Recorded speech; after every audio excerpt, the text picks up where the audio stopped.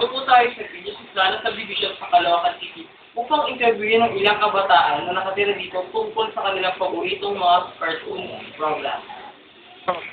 Narito po ang tatlong batang i-interviewin natin. Si Rhea, si Maymay, at si Bullet. Rhea, anong paborito mong cartoon program? Bakit SpongeBob?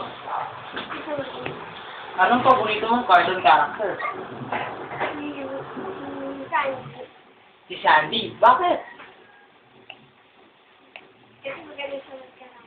Wow! Maymay, ano naman paborito mong cartoon program? SpongeBob. SpongeBob din? Wow! Bakit naman? Kasi gusto. Maganda siya. Maliban sa SpongeBob, may iba ka pa bang gusto?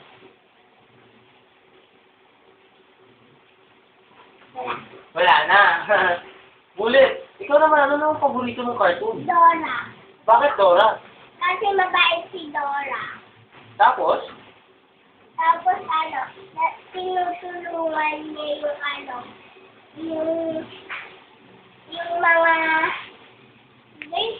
mga nag-aano sa kanila. Kung may kailangan. Kung may ikailangan. Ganun ba? Tulong. Malaki ang impluwensya ng mga cartoon program sa mga kabataan, lalo na sa kanilang paglaki.